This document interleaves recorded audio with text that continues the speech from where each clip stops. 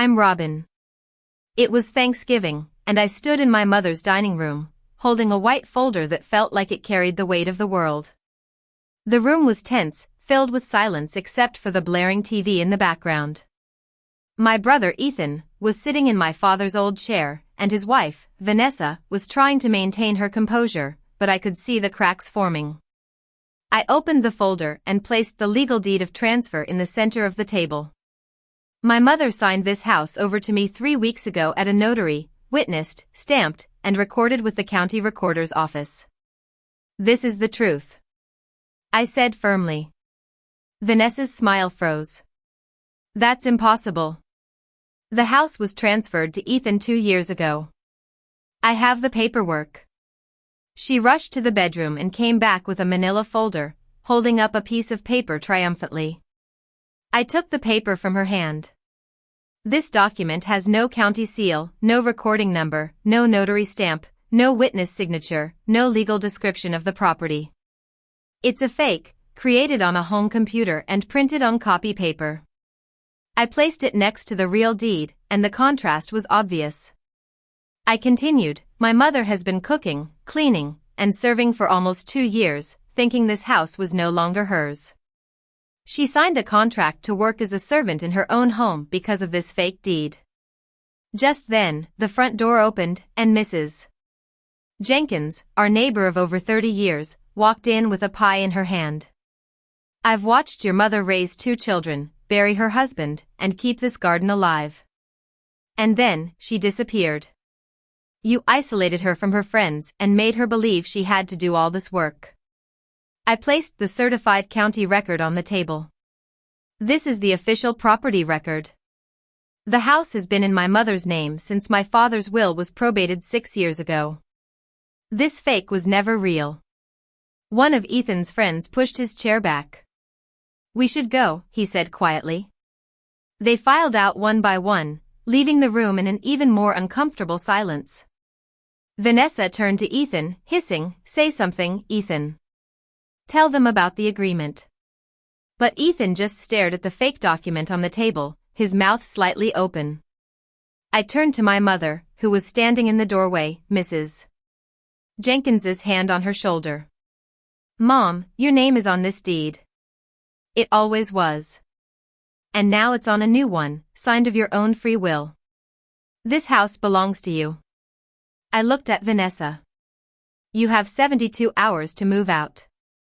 My mother asked me to be fair, so I am. Vanessa looked at Ethan, and he stood up without saying a word. They walked upstairs, and the bedroom door shut, leaving the house quiet. As I stood there, I couldn't help but think about how we got here. My father, Henry, was a hard-working carpenter. He built this house with his own hands.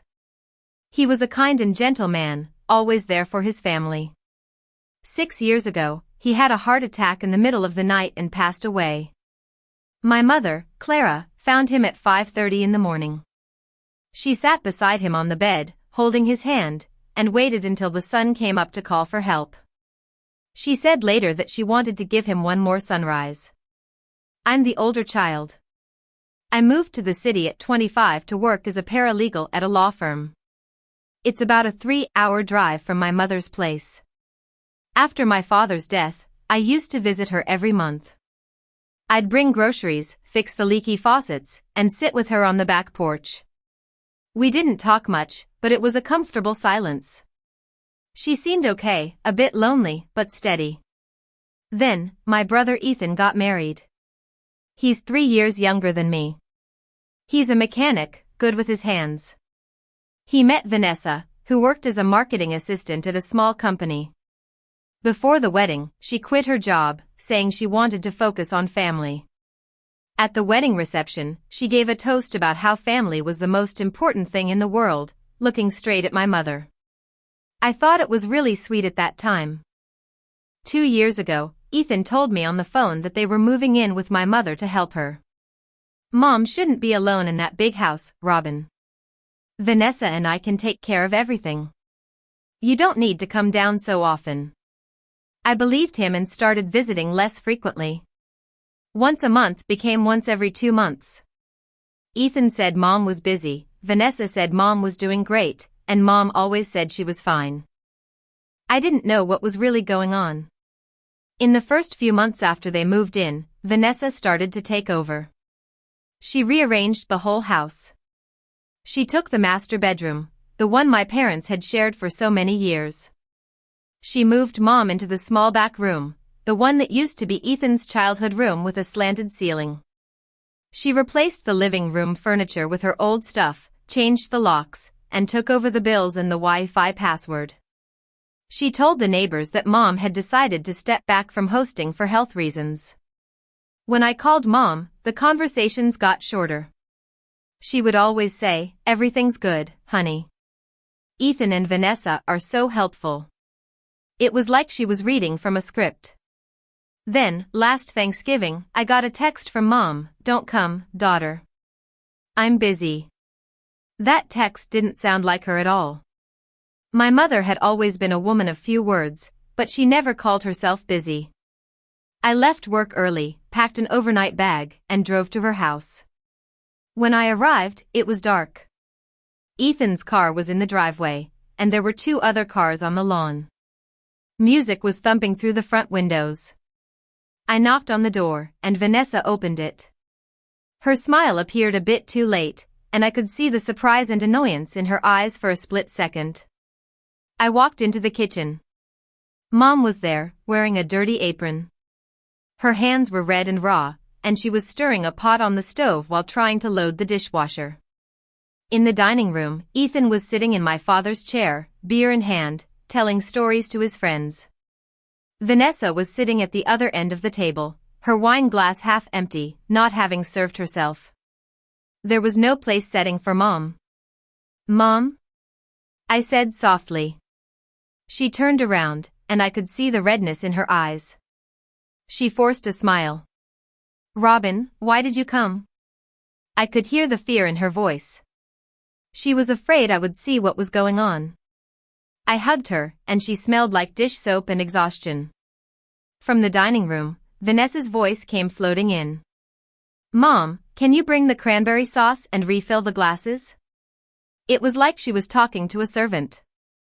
I pulled a stool from the hallway and sat at the corner of the table. I watched as Mom was constantly on the move, serving Ethan and his friends. They treated her like staff, asking for more food and drinks without even looking up. Ethan didn't even glance at her once. After dinner, while helping Mom clean up in the kitchen, I saw a list taped to the refrigerator. It was a list of Mom's daily tasks, written in Vanessa's neat handwriting. 6:30 a.m. M. Do the laundry, 8 a.m. M.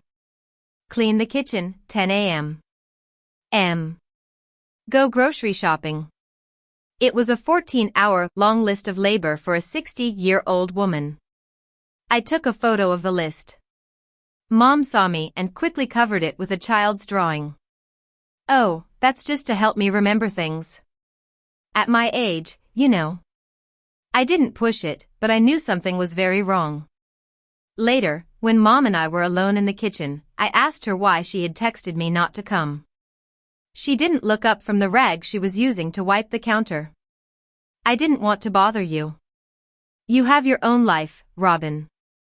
I knew that wasn't the real answer. I glanced at her phone on the windowsill. It was unlocked. I opened her messages and found that most of my texts to her had been deleted. There was only one text from 3 months ago, "I love you, Mom. Call me anytime." It had been read 38 times. I drove home that night, angry and determined. I decided to find out the truth. The next Saturday, I called Mrs. Jenkins. "Mrs.